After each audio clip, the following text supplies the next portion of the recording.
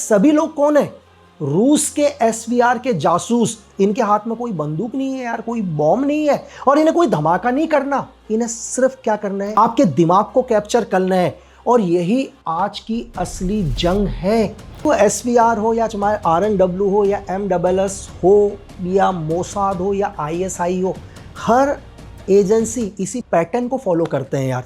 हर आदमी के बारे में डिटेल निकालना शुरू किया जो पार्कों में मिलते थे, जो इस तरह से क्या है रशिया के अंदर जाते थे और जो कैफे के अंदर बैठते थे, मोबाइल का नेटवर्क या वाईफाई का नेटवर्क यूज नहीं करते थे। अमेरिका के अंदर, न्यूयॉर्क के अंदर एक रियल एस्टेट की एजेंट, एक लड़की जो फुल इंग्लिश में बात करती थी, उसकी बॉडी लैंग्वेज में पूरा कॉन्फिडेंस, वो हर सैटरडे संडे को पार्टी इनवाइट किया करती थी, महंगे शौक। लेकिन असल में वो क्या थी? एसवीआर की एक हाईली ट्रेंड जासूस थी, ऑपरेशन घोस्ट।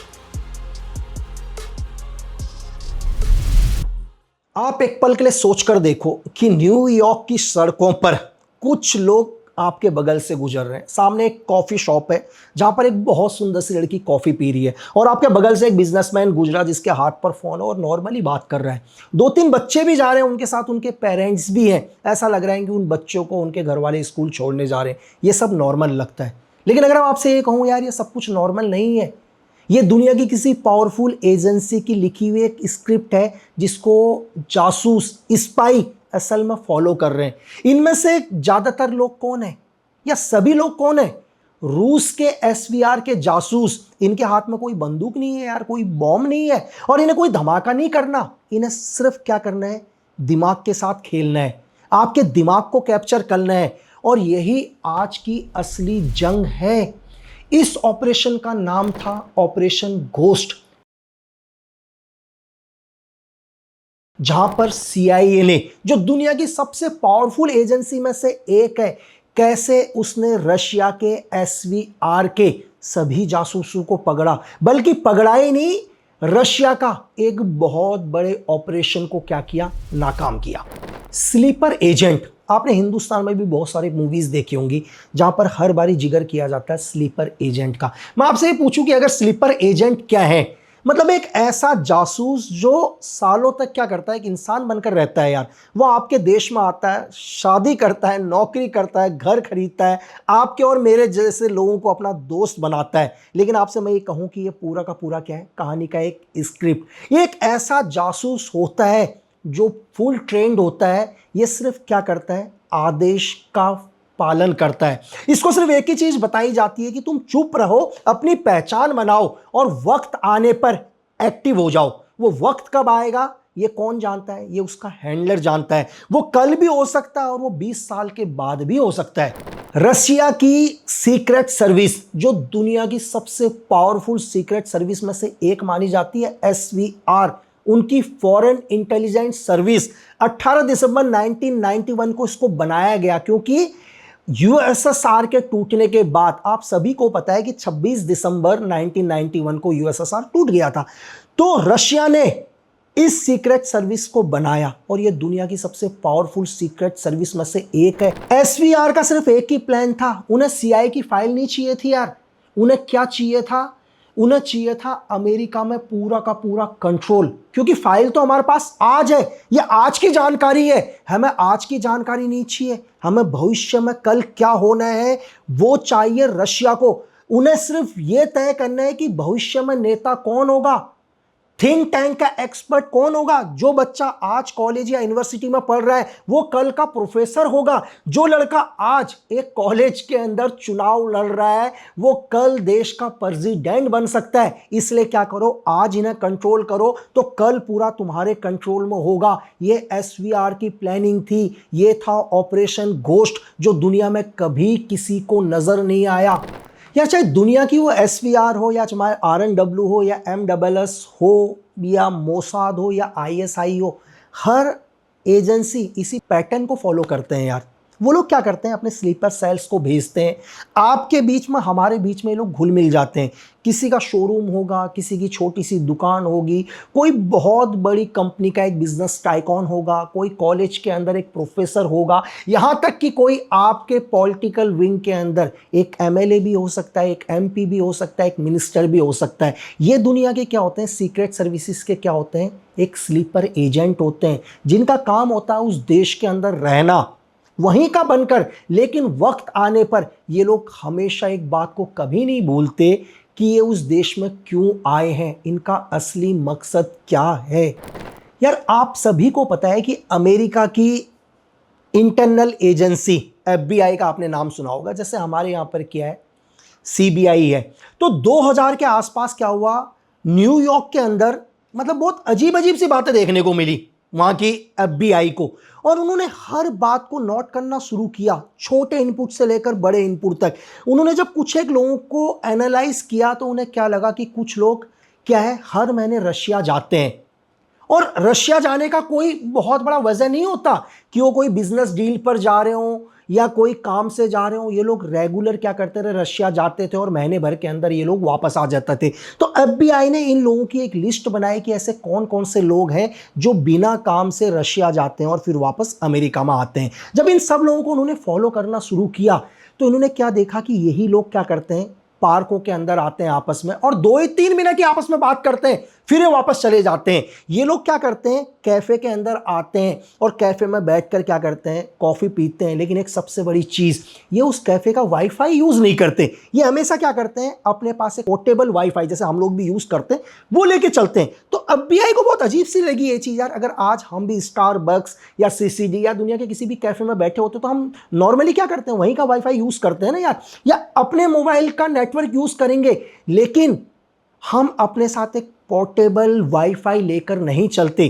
तो एफबीआई को ये क्या लगा, बहुत ही अलग लगा, ये नॉर्मल नहीं है। और इसके बाद ये लोग क्या करते थे, जब इन्हें फॉलो करना शुरू किया, ये लोग क्या करते, अपने मोबाइल की बैटरी को निकाल देते थे, यानी कि मोबाइल और बैटरी का कोई कनेक्शन नहीं। तो एफबीआई को लग गया कि कहीं ना कहीं ये सब नॉर्मल चीजें नहीं है, और ये लोग ये चीजें कर रहे हैं कि कोई भी एजेंसी इनकी लोकेशन को ट्रैक ना करे। नहीं तो आप और हम कभी करते हैं कि यार अपने मोबाइल की बैटरी निकाल दें या अपने मोबाइल का सिम अलग रखें। ये तो एक वही इंसान करेगा जो या तो एक स्पाई हो या एक टेररिस्ट हो या कोई ना कोई ऐसा काम करने के लिए किसी देश के अंदर गया हो जो उस देश का संविधान नहीं कहता। और यहीं से क्या हुआ, एफबीआई ने ये रिपोर्ट सीआईए के साथ शेयर करी और सीआईए ने भी क्या कर दिया, सब चीजों को एनालाइज करना शुरू किया। हर आदमी के बारे में डिटेल निकालना शुरू किया जो पार्कों में मिलते थे, जो इस तरह से क्या है रशिया के अंदर जाते थे और जो कैफे के अंदर बैठते थे, मोबाइल का नेटवर्क या वाईफाई का नेटवर्क यूज नहीं करते थे। लेकिन यहां पर सीआईए ने एक बहुत बड़ा स्टेप लिया। सीआईए के पास उन सब लोगों की लिस्ट आ गई थी जो भी लोग ऐसा कर रहे थे न्यूयॉर्क या पूरे अमेरिका में।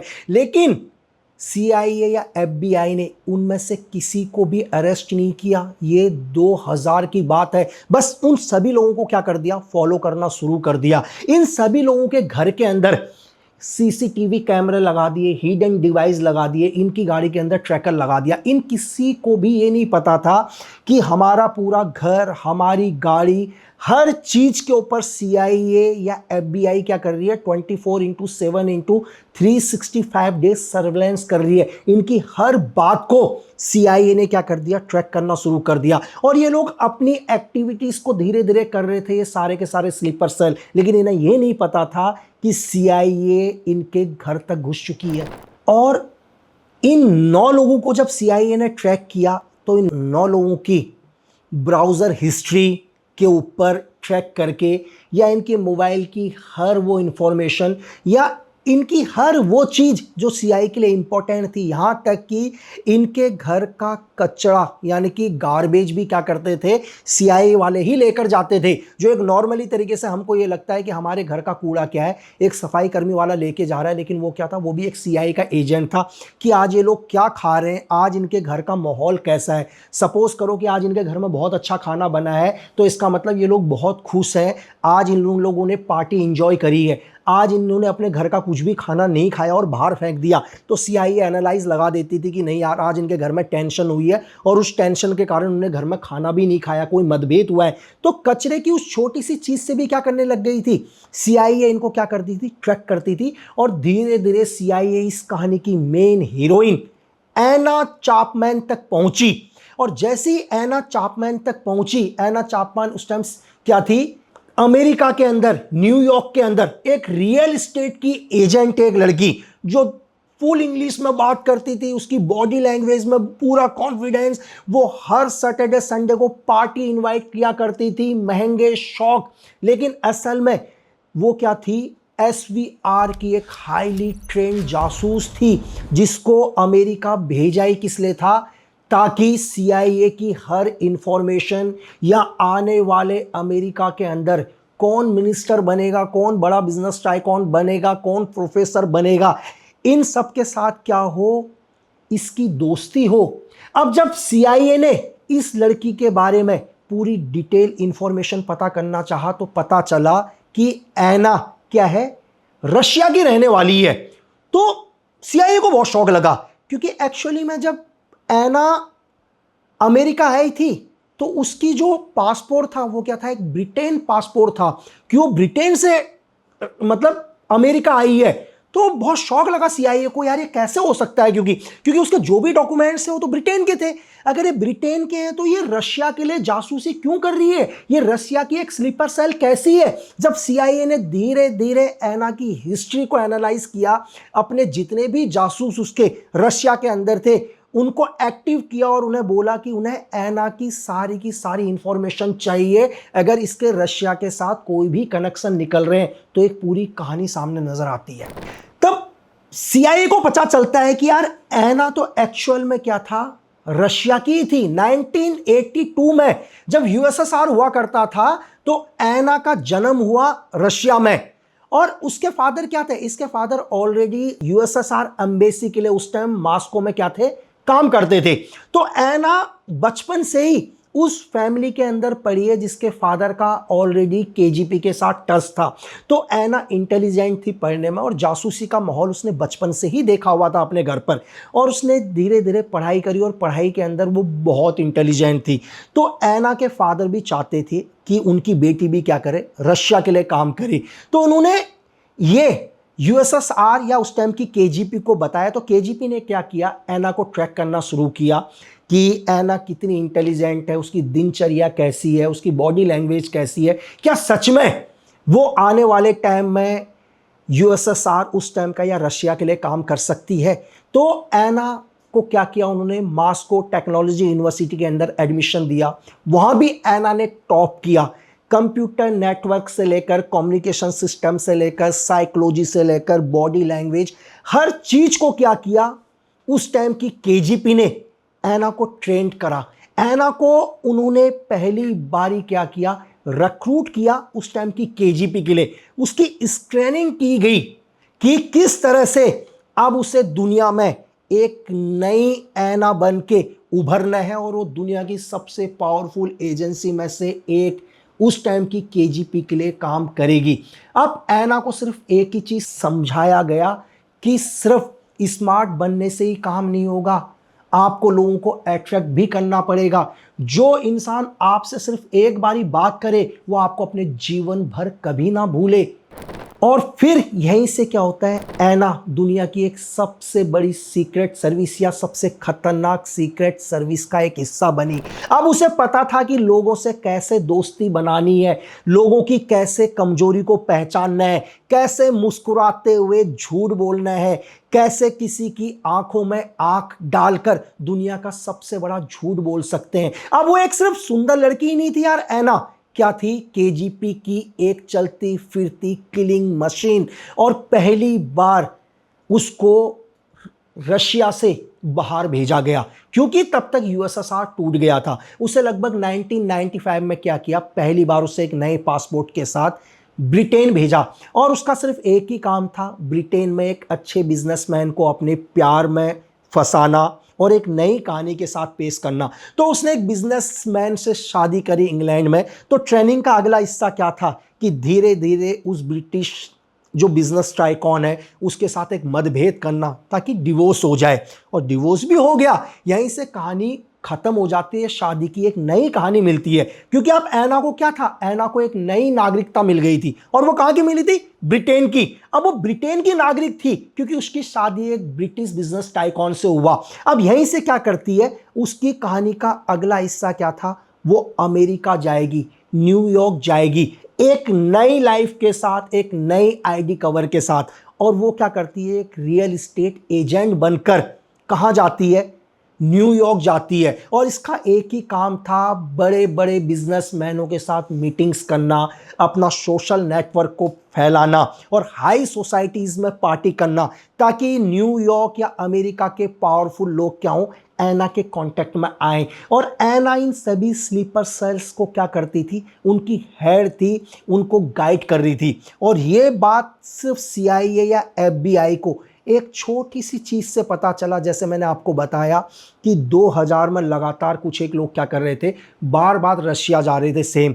तो FBI या CIA को ये पैटर्न बहुत अजीब सा लगा कि यार एक आदमी हर साल में 2 बारी 3 बारी लगातार रशिया जाता है, कोई बिजनेस मीटिंग के लिए नहीं जाता, किसी काम के लिए नहीं जाता, तो क्यों जाता है? अगर हम लोग भी यार कहीं पर पिकनिक के लिए जा रहे होंगे या हमारे को कोई टूरिस्ट जगह अच्छी लगेगी, हम एक बार ही जाएंगे यार, लेकिन 2 साल में 6 बारी सेम जगह ही नहीं जाएंगे। और ये बहुत अजीब सा लगा FBI को। तो FBI ने सब चीज ट्रैक करते करते, हर एक्टिविटीज को ट्रैक करते करते कहां तक पहुंचे, ऐना तक पहुंचे। और ऐना के बारे में जब उन्हें पूरा एनालाइज किया तो ऐना की ये कहानी सामने आई। लेकिन FBI या CIA के लिए यहां पर एक सबसे बड़ी मुश्किल चीज क्या थी, उनके पास ऐना के खिलाफ ऐसा कोई एविडेंस नहीं था जिससे वो ऐना को अरेस्ट करके कोर्ट के सामने पेश करते। उनको पता है कि अगर ऐना को अरेस्ट करेंगे तो ऐना बहुत जल्दी इस केस से छूट जाएगी, और इससे क्या होगा, SVR ऑलरेडी एक्टिव हो जाएगा। और इन फ्यूचर के अंदर क्या होगा, SVR के जो भी एजेंट हैं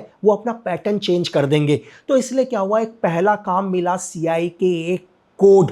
इस कोड का नाम था पैंथर। इसका काम था ऐना के साथ दोस्ती करना। इसने धीरे धीरे क्या किया, ऐना के साथ दोस्ती करी, और इसने क्या बोला कि मैं एक क्या हूं, US एम्बेसी के अंदर जॉब करता हूं। और ऐना को लगा कि यार उसको एक US एम्बेसी का एक ऐसा आदमी मिल गया जिससे उसको इंटरनल इंफॉर्मेशन बहुत मिल सकती थी। और ऐना धीरे धीरे धीरे क्या करने लग गई, इसके साथ टाइम स्पेंड करने लग गई। और ऐना ने ये बोला कि हम बहुत जल्दी शादी करेंगे। और ऐना को भी ये लग गया कि जो उसका दोस्त है एक्चुअल में एक CIA का एजेंट कोड पैंथर, वो उसके जाल में फंस गया। लेकिन ऐना को यह समझ में नहीं आ रहा था कि पैंथर ने क्या कर दिया, ऐना को अपने जाल में फंसा लिया। और धीरे धीरे क्या हुआ, छोटी छोटी इंफॉर्मेशन ऐना को देता। ऐना क्या करती, उन इंफॉर्मेशन को अपने पास रखती। और एक बार कोड पैंथर ने ऐना को एक ऐसी इंफॉर्मेशन दी अमेरिका को लेकर कि वो रशिया के अंदर एक बहुत बड़ा ऑपरेशन करने वाला है, और उसकी एक फाइल भी दी। ये ऐना के लिए एक बहुत बड़ी इंफॉर्मेशन थी। और ऐना ने क्या किया, ये इंफॉर्मेशन सीधे की सीधे अपने सिस्टम पर ऐड करके इनके जितने भी स्लीपर एजेंट थे US में, जो 9 थे, उनको ये मैसेज भेज दिया कि तुम एक्टिव हो जाओ, और अमेरिका यानी कि CIA बहुत बड़ा ऑपरेशन करने वाली है, कहां पर, रशिया के अंदर। लेकिन ये मैसेज जैसे उन 9 एजेंटों को मिला, ऐना को पता नहीं था कि CIA ने उन सभी मैसेजों के अंदर एक ट्रैकर लगाया हुआ है। जैसे ही मैसेज पहुंचे तो CIA पहले से ही एक्टिव थी। इन्होंने उन 9 के 9 ऐना को मिला के 10 स्लीपर सेल को अरेस्ट किया। और 27 जून 2010 को अमेरिका की CIA और FBI ने 10 लोगों को अरेस्ट किया, और इन सभी ने अपना जुर्म कबूल भी किया। इन्होंने बताया कि ये रशिया की SVR के लिए काम करते हैं, उसके सीक्रेट एजेंट हैं, और लगभग 12-13 साल से अमेरिका के अंदर एक स्लीपर्स एजेंट बनकर क्या कर रहे थे, काम कर रहे थे। लेकिन आप एक चीज ये सोचो कि CIA ने पूरे इस घोस्ट ऑपरेशन को 10 साल तक चलाया। वो चाहते तो 2000 में भी इन्हें अरेस्ट कर सकते थे, लेकिन उन्होंने 2010 में इन्हें अरेस्ट किया, इनके पूरे नेटवर्क को समझा। तभी इस ऑपरेशन का नाम रखा था ऑपरेशन घोस्ट, यानी कि एक भूत जो किसी को पता ही नहीं है। लेकिन उससे भी बड़ी चीज कि 27 जून 2010 को जब इन्हें अरेस्ट किया और दुनिया की सबसे पावरफुल एजेंसी एसवीआर, यानी कि पावरफुल एजेंसी में से एक एसवीआर ने अमेरिका के साथ एक डील करी 8 जुलाई 2010 को, लगभग 11-12 दिन के बाद ही इन सभी 10 एजेंटों को रशिया ने छुड़ा लिया। आप सोच सकते हैं कि किसी देश के 10 एजेंटों को अमेरिका ने पकड़ा और महज 11 दिन के बाद एसवीआर ने अपने 10 के 10 एजेंट छुड़ा लिए। और एसवीआर यानी कि रशिया ने बोला कि हम आपको आपके वो 4 एजेंट देंगे जो रशिया की जेलों में बंद हैं, लेकिन हमारी एक ही शर्त है कि आप हमारे 10 स्लीपर सेल कहो या स्लीपर एजेंट कहो या एसवीआर के टॉप के एजेंट करो, इनको छोड़ दो।